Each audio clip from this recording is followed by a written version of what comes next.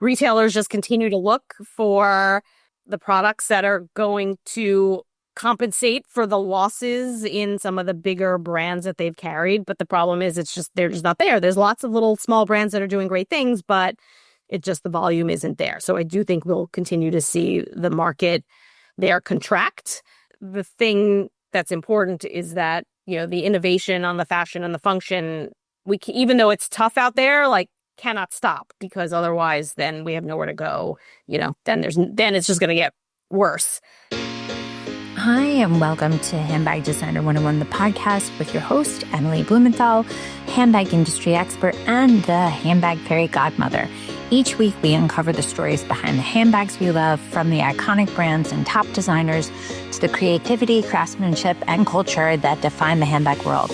Whether you're a designer, collector, or simply passionate about handbags, this is your front row seat to it all.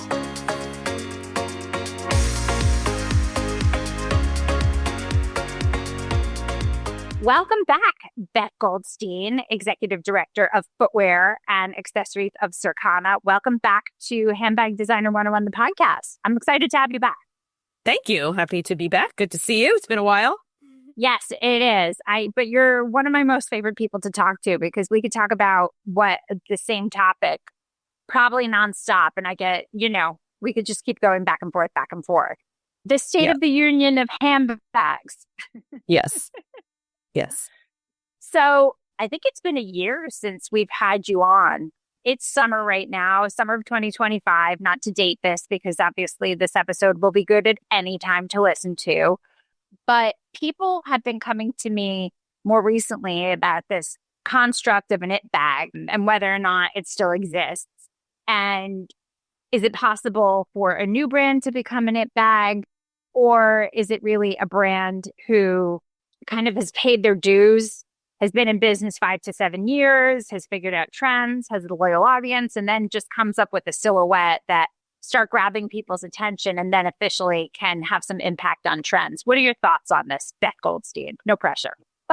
Well, I think that social media has changed the game so drastically that anything can be an it bag. The $2.99 mini canvas tote from Trader Joe's is an it bag, right? And it just happens fast. And one thing is hot, for maybe a couple weeks, and then it's on to the next. So I think there still can be an it bag, but it's a little bit different, than it had been in the past. And, it's like anything can be one, and it's very hard to pinpoint when or what it's going to be. Right. Like Jacquemus, the little Chiquita bag, that would have been one. And some people have said he came out of nowhere, but he was in business since 2009. Right. So, he had been quietly or not so quietly building his audience, came out with this bag, and all of a sudden to everybody but he and his following, it seemed like, oh, where'd he come from? Right. Right. And then, do fun things like, parade it around Paris on like it's a car, and then that starts to go viral and more people can see it than ever before. And then, becomes, but I don't know that there's anything. I mean, obviously there's a few out there still that are, command, that have the demand that they always did, but I don't think anything is as big as it once was, because there's so much out there, and, we have visibility into so much more. And, the way consumers buy and use bags has really changed. Do you think the market is, I don't want to say fractured, but because there's so many different segments of a segment right now? Like when I worked in media a billion years ago and cable TV had come out, not to date me, but all of the advertisers were flipping out like, how are we going to capture an audience? And how do we segment our budget? And do we put it on 6 different cable channels and then 6 different, paid channels and then 4 different network channels? Do you think it's the same for trying to find your audience? Yeah. And it's that times 10 now, So I do. And I guess I would say, so it's like fragmented. There are so many fragmented. That's what I meant. Yeah. So you have the big brands still that are out there, but there are so many small emerging brands. And I mean, you've been preaching this forever, that are putting great product out there that, when we look at the data and the sales, like you can see them growing, but they're much smaller and, are nowhere coming down, coming up to the volume that some of the bigger brands have. But the volumes for some of those bigger brands have come down as well as a result. So it's kind of, leveling out a little bit. Are there, just based on your expertise, knowledge, research, what are some of the big brands that still have a foothold within the market? Well, I mean, I think Coach definitely. Coach has had a great turnaround, and so much has been written about that, in the last year or so. But that was an example of kind of sacrificing some sales in the short term, which isn't easy for a public company to do, to really focus on the brand and the product and the messaging and, the proposition and really speaking a new language. So, we've seen the success there. Some of the, brand like Longchamp is still very strong. They're just kind of practical. The pliage bag forever. Yes, accessible, practical. I guess it is sort of like, inside it's a little bit of a black hole, but, just overall the bag, lightweight, good price point, quality. So, and then there are some of the designer brands. Interesting, when we look at designer right now, I mean, there's no secret luxury is struggling. There's a bunch of things going on there with some of the retailers, with just, I mean, consumer being challenged or not, the consumer that would stretch to get designer product maybe can't right now. And that's obviously a big piece. But because of that, you see on the spectrum of price points of designer, $2,500 and above is still doing okay. Maybe not quite growing, but it's doing better than the $2,500 and below, because you've got that consumer at that really very high end that isn't really affected. And, I guess there still is that quiet luxury has been, talked about the last couple of years. It's still hanging around there.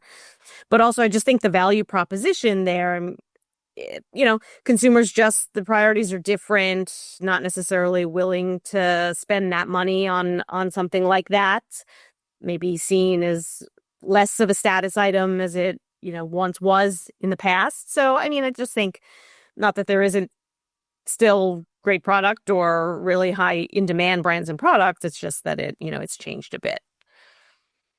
Do you think I just did a write-up for an online publication where they came to me talking about it bags, like what were my thoughts on it. And, the only one that could come to mind, at least most recent, that was coveted, that wasn't circular, that was people wanted shiny and new, was the Margot bag by the Row. That there really wasn't any other bag that people, other than maybe something by Loewe, but Loewe is still fun and unique, but you could still get your hands on it. It wasn't in short supply. But the Margot, and ironically, I find it so interesting because the bag is not so groundbreaking. It really isn't. Pretty simple, yeah.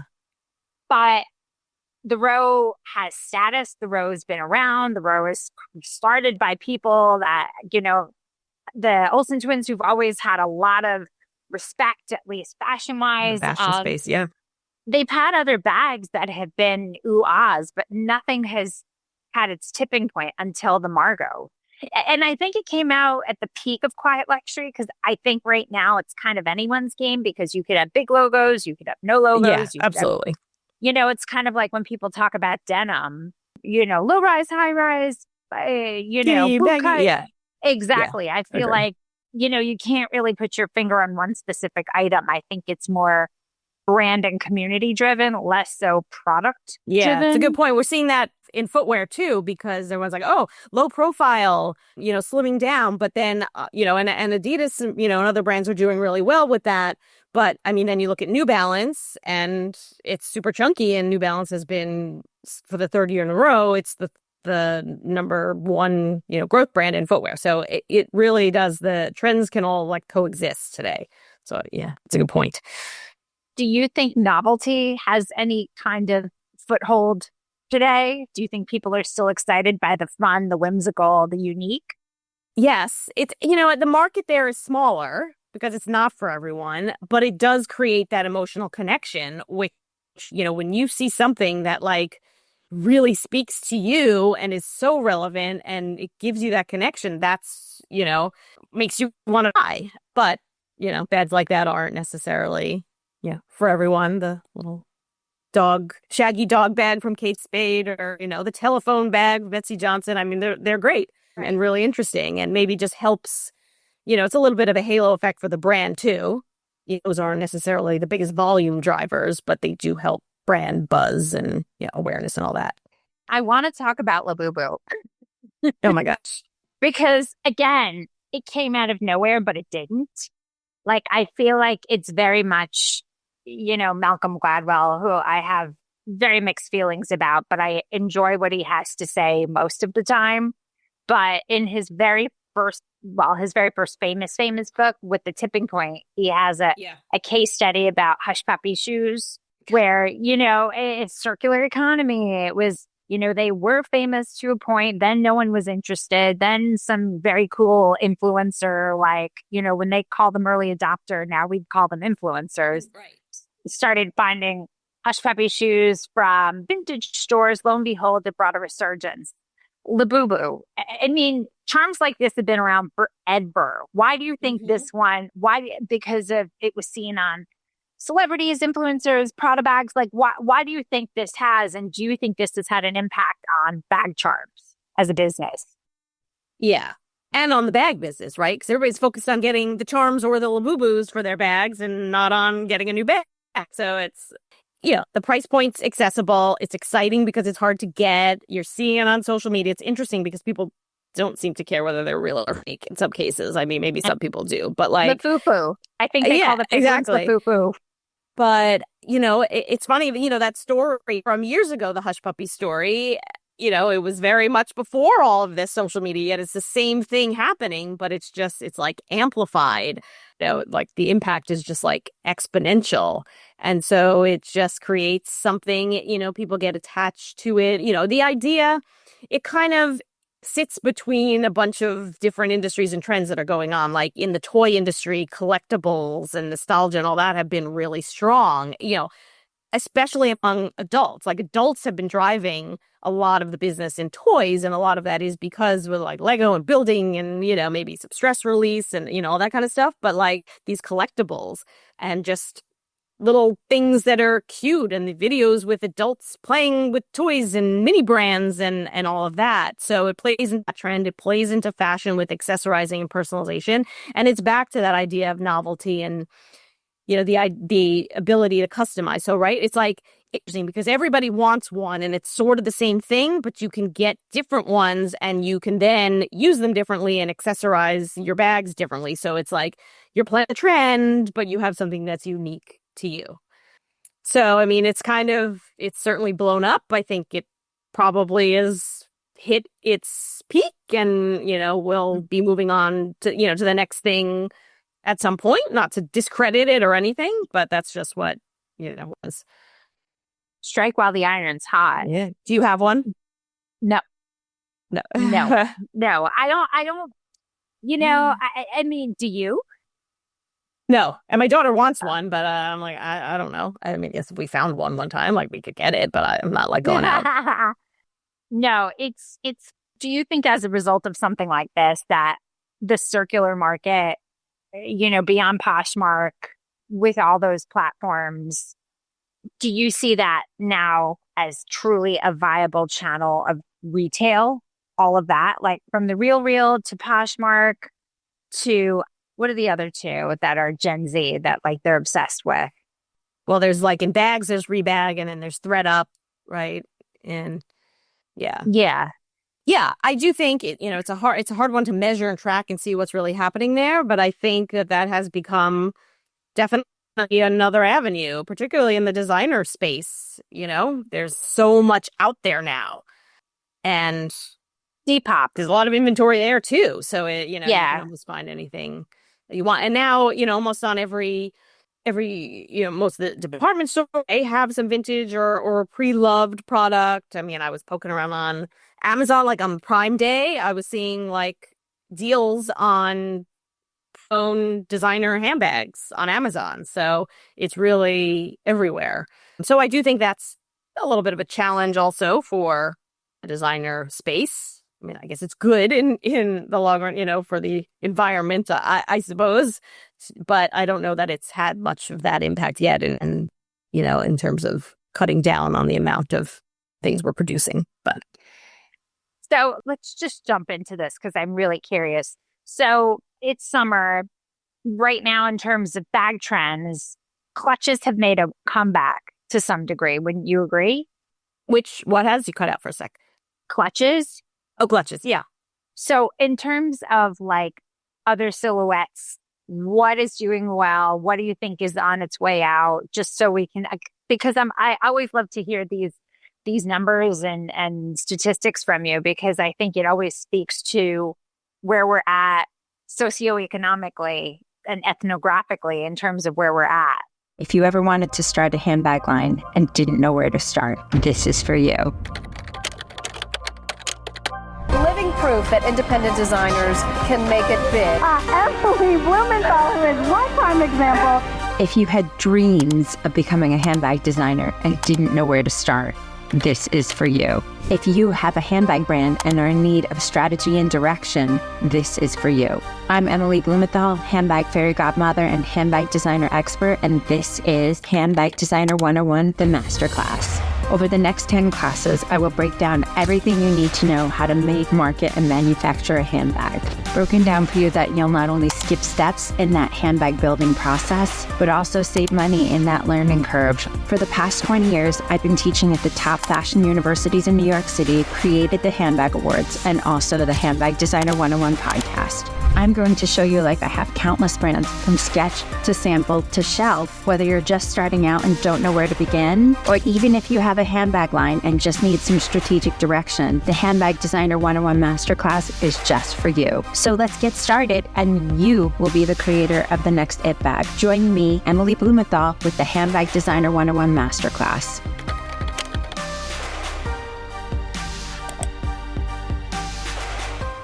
Yeah.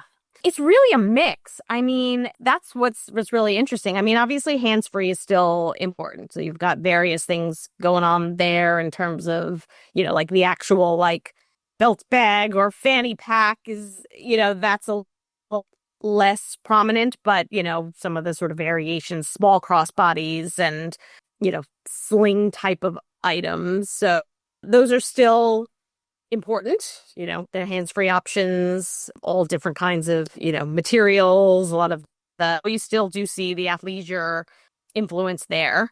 But you also, on the other side, see that there are some, bigger totes that are the like, okay, throw everything in.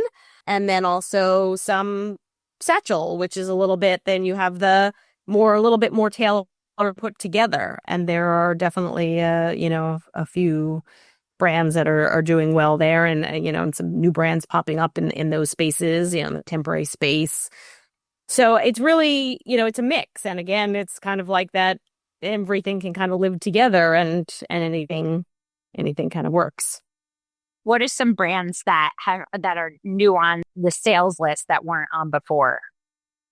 So a lot of the kind of new emerging brands are in more of the contemporary space. So, that runs the gamut in terms of points, but it generally is somewhere below the designer tier, but in the 400 to 700 range. And that's kind of where like things are more accessible and the quality is still really good. So we see brands like a Veronica Beard is growing, Strathberry, Staud, Claire V. Not these are brand new brands, but they're small and still kind of emerging. There's a couple of brands that I actually noticed on the Nordstrom anniversary sale that's going on now. That one, Teddy Blake, that I hadn't heard of, and then I'm going to butcher the pronunciation, but the Maison des Sabra. So that's a lot of like very tailored looks, nice, very nice leather. Also a lot of charms, like a little bit of novelty and whimsical there. So I'm always impressed, when I see completely, new brands and we see show up in our sales data, but they're on the smaller side in terms of volume, but they are driving growth. So yeah, definitely new brands that are emerging. And then within the price point, you said 400 to 700 approximately. Yeah, could be some of the smaller, some silhouettes could be a little less, some silhouettes could be a little bit more, but that is a price point that, is driving some growth because it's, the quality's there, brands kind of like Polen, that kind of space. I've seen some videos. There's this guy, what's his name? Tanner Leatherstein. Yeah, we had him on. He was like one of my first guests. That's funny because when I just started seeing his videos recently. They got fed to me, and I thought he was familiar, and I couldn't pinpoint why. It was probably because I saw his. So yeah, I thought these are like. I get hooked on these videos, sort of like packing videos, like when people packing their luggage and getting everything in there. But my god, the luggage packing, forget it. I could watch that all day. Love it. Because the one thing I found with traveling, no matter how organized your stuff is, as soon as you get there, it's just a mess. Like you can't. You can be as tidy and everything is in its little zippy pouches, and then as soon as you get there, it's like, oh my god, I'm a and you have to get it all back in to come home. Yeah, I'm like a 14-year-old teenager stressed trying to clean up my room. The same thing. No, he is very interesting because, if you can, I recommend, I'll put a link back to that episode because he came from Turkey. His family was in tanneries. He traveled all over. He was a taxi driver. He ended up in Texas. He has a wallets company. He's still working with his family's tannery in Turkey, but has, obviously made a name for himself doing these videos, which is very, very clever. But he has a wallets business on the side, and his family packed up and moved to Spain, actually, where there's one part of Spain where most of the leather factories are, and they moved there, which was very clever because that's another hub for where handbags are being made, this one particular spot in Spain. Right. And, being part of this whole dialogue, it's interesting. Like, I know right now there's a factory in Romania that's actually one of the Handbag Awards winner. Like, she has her own factory.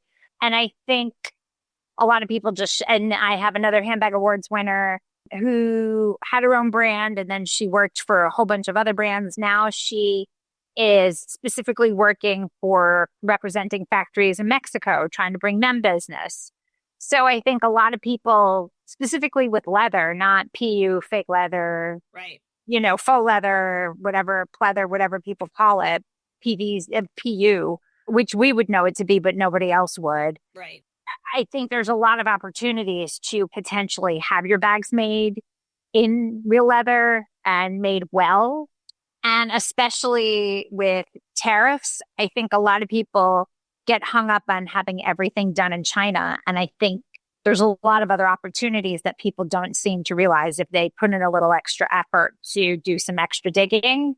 They're factories that want your business as long as you know what you're doing, because nobody wants a designer or a brand that doesn't know how to run a business, because then no one wants to take your orders, and then that brings your prices up, and then you end up pricing your bags at a price point that is unsellable, therefore rendering you with 3 to 5 years to be out of business. Right. So I've dealt with a lot of brands and designers who are like, my bags are going to be upwards of $800-900. And I said, girl, you cannot. Yes. You cannot. No one will buy you because you're up against, established brands like a Stradberry, like a Veronica Beard that can charge that amount, but have a name, have a back, have a retail locations. Right. Because most of these quote unquote brands that are making it bags, they all have a history. They've all cut their teeth. They've all done that, I'm a mess. Now I've got my act together. Like Brandon Blackwood, he'd been around for almost 10 years before he had his tipping point. I knew him for ages. Telfar had been around for years. Winning the... Exactly. Yeah, you were part of that, winning the best retail bag. Mm-hmm. And a lot of people don't know that, but and I know because we were there for it. So I've got the video, the receipts and everything to prove it. But I think before anybody thinks that they can be a marathon runner, there's a lot of behind the scenes training before you get to that point. And I think a lot of brands should spend a lot more time doing homework research, competitive analyses, and following things like Circana to see. Yeah, getting data. Yeah. There's a lot of data that's available for free, isn't there? Some, yes. But obviously, we work with clients on more of a, some subscription basis, but also an ad hoc basis where it's, a report or just a couple of, a presentation where I come in and kind of talk about what's happening. So yeah, there's lots of different ways. But there's enough information available that one could use to at least drive in terms of contextualizing where your brand should be at based on even what's available within a press release or what's on your social media, things like that. Yeah, your that's quotes, where you your start. your quotes are basically what people should run their brands by. So you were saying that you brought up a brand. I brought up Tanner Litherstein because I was talking about contemporary, and I've seen him do. I mean, it's a little like when he like stabs into a bag, and you're like, ooh. But a lot of those brands in those ranges, he really comes up and they get pretty high scores on his ranking, for quality, given the price point. So I just, I think that's interesting. So I think, there's so much more, obviously, he's there, but there's a lot more information out there about products. And now even this new crop of content that popped up after the tariffs were announced, where it was like factories saying, we're making the Bottega bags, call us directly and, $450, and so that was like, oh my God. So it's just, there's a lot out there that whether it's real that is influencing people and how they shop and buy. Yeah. I mean, even the brand 𝐷𝐼𝐴 that has been around, she used to have a brand called Millie Milou and was a finalist for the Handbag Awards in 2014. So, I think it takes some iterations maybe before you. Exactly. So I think designers should really pace themselves to be patient. And I always say, start with as few silhouettes, as few options as possible before you move forward, because you got to cut your teeth and learn what you're doing before you even start. And I actually have a collaboration coming out with my pal Handbag Factory, where we're going to do one bag and test it out based on our research and trends with Nicole, who runs by Cal, who's amazing in terms of her craftsmanship, and me working in handbags, and a throwback to what vintage bags were like. An inspiration from a Sears catalog from 1950. That like there are a lot of things that are available that people can pull from, that it's not knocking off anybody. It's using something for inspiration based on what the current trends are dictating, and then just taking a twist to modernize it. Like no bags predating, I don't know, the past 15 years had crossbody straps. Now every bag must have, even clutch must come with a crossbody strap, or else it just won't sell. Yep. 100%. That multifunction versatility is super important. It offers a silhouette that maybe, that only had one use. It just gives it another or one or two different types of uses, and it justifies potentially stretching for, I remember this was 10 years ago. I was in London and I wanted a Mulberry bag. Of course, I got a small one, but price point was still very high, but this was unusual in that space at this time. But the bag reversed and, it was black, or you could flip it around and it snapped over. And then it's this metallic gray, and it's got the chain strap that can be long. You can double it up.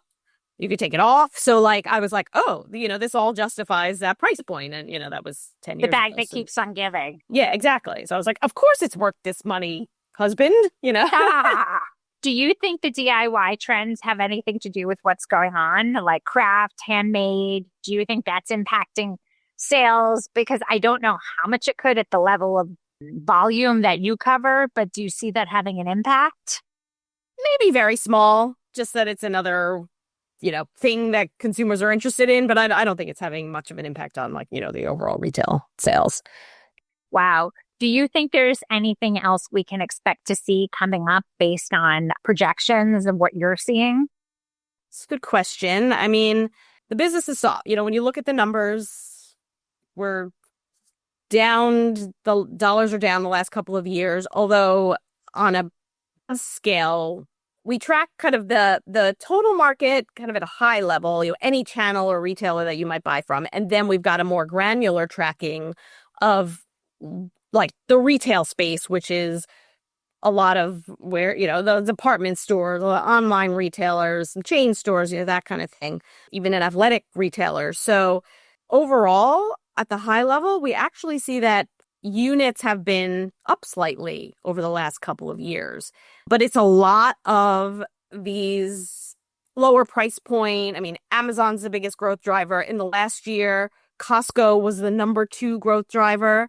And, Costco is bringing in some brands, right? They also have some dupes and all of that. But then they go up on social media and I was like, oh, I went to Costco to find, so-and-so. And there's that, that's impressive, excitement. Right? Look how smart I was for doing that, A lot of third party on Amazon, a lot of like kind of in the athletic space, of course, are slowed down. But I mean, the Lululemon belt bag definitely ate into the broader handbag space because it was like, oh, look at this little thing for, 40 something bucks and it can fit what I need and hands free and all that. And our phones do more that, our phones are our wallets essentially. So, there's things, change. So the dynamics really have changed. So on overall, we've seen units grow slightly, but dollars down because lower price point product. When we look more on the wholesale space and we look at that traditional like women's handbag business, in the department store arena, that's really tough. And so, retailers just continue to look for the products that are going to compensate for the losses in some of the bigger brands that they've carried. But the problem is they're just not there. There's lots of little small brands that are doing great things, but the volume isn't there. So I do think we'll continue to see the market there contract, but it is leading to some good innovation. I mean, it's hard to reinvent the wheel here, but adding function, adding novelty, like 𝐾𝐞𝐬𝐬 is one. Now, of course, it's still, it's still a younger brand and it's growing, but it does have that novelty appeal at a price point that's right. So that's one that continues to grow. But the thing that's important is that, the innovation on the fashion and the function, even though it's tough out there, like cannot stop because otherwise then we have nowhere to go. Then it's just going to get worse. So do you see boutiques having an impact in any of this? Do you track those sales too? We don't or it's really. Not big enough? But it's important, though, and we see it in some other industries where smaller specialty retailers are starting to have, particularly in athletic footwear, starting to have more of an impact because it's that more localized, personalized kind of experience. So it's on the whole, it's important. Kind of like bookstores, but that's a tough business to same. manage. It's small players and a lot of work to manage. But yeah, I do think it's important. And then there can be more, now, again, I keep coming back to this, but just with online and the social media, there's more visibility for anyone, small retailer or brand than there ever was before. Right. Wow. Oh my God. This is so much to take in. I think anybody who listens to this might need to listen to it twice. Beth Goldstein, thank you so much. I'm so excited to have you on my speed dial to have you for the State of the Union of Handbags. How can we find you, follow you, learn more about you and your role at Circana and your amazing quotes?